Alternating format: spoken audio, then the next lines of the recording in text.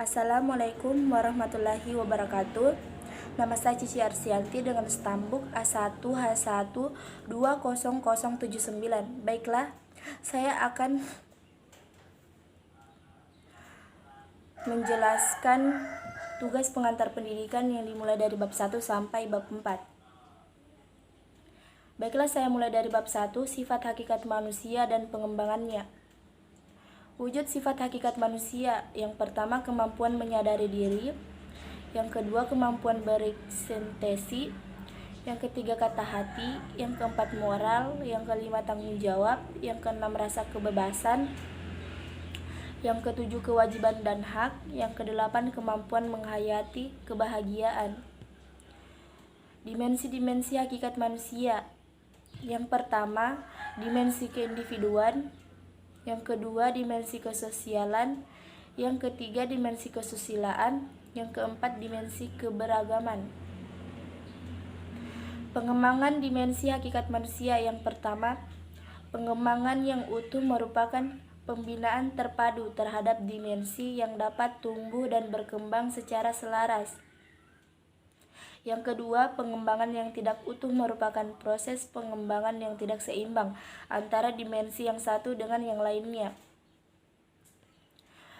Lanjut di saling keterhubungan manusia.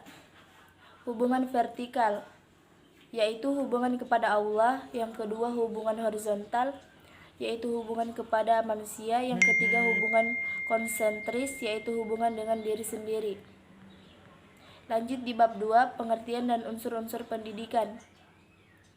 Pengertian pendidikan berdasarkan fungsinya: yang pertama, pendidikan sebagai transformasi budaya; yang kedua, pendidikan sebagai proses pembentukan pribadi; yang ketiga, pendidikan sebagai proses penyiapan warga negara; yang keempat, pendidikan sebagai penyiapan negara.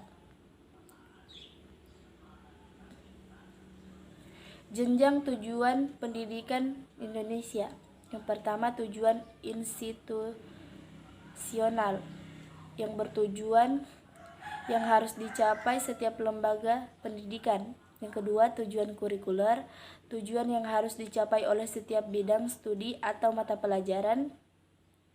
Yang ketiga, tujuan instruksional, tujuan yang khusus merupakan tujuan dari kurikuler.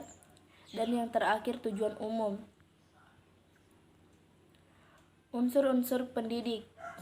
Yang pertama, peserta didik; yang kedua, pendidik; yang ketiga, tujuan pendidik; yang keempat, materi pendidikan; yang kelima, metode atau alat pendidikan; dan yang keenam atau yang terakhir, lingkungan pendidikan.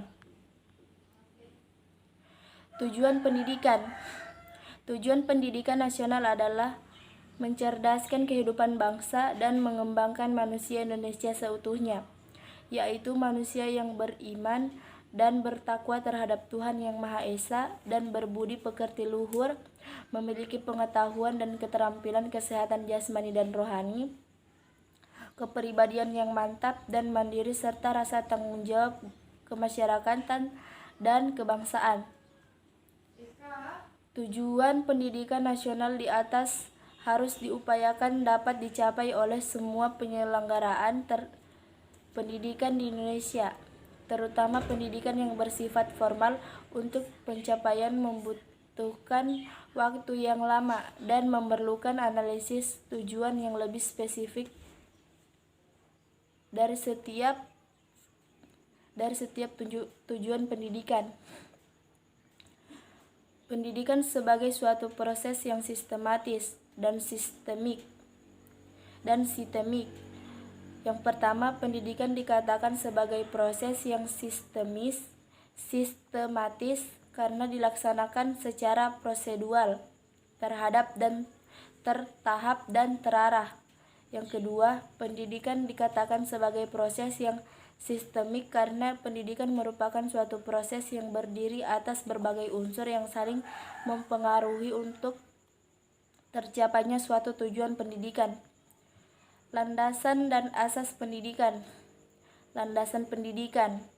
Yang pertama, landasan filosofis; yang kedua, landasan sosiologis; yang ketiga, landasan kultural; yang keempat, landasan psikologis; yang kelima, landasan iptek. Asas-asas pokok pendidikan. Yang pertama, asas Tutwuri Handayani sebagai asas pertama merupakan inti dari sistem amungan perguruan. Yang kedua, asas belajar sepanjang hayat merupakan sudut pandang dari sisi lain terhadap pendidikan seumur hidup. Yang ketiga, asas kemandirian belajar.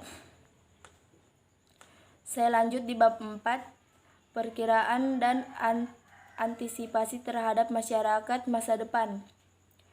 Perkiraan masyarakat masa depan, kecenderungan globalisasi. Yang kedua, perkembangan iptek. Yang ketiga, perkembangan arus komunikasi yang semakin padat, yang cepat. Peningkatan layanan profesional. Upaya pendidikan dalam mengantisipasi masa depan. Yang pertama, bagi manusia, masa depan adalah masa modern. Yang kedua, upaya mengantisipasi masa depan. Perubahan nilai dan sikap, pengembangan kebudayaan, dan pengembangan sarana pendidikan. Baiklah, itu saja penjelasan dari saya. Wassalamualaikum warahmatullahi wabarakatuh.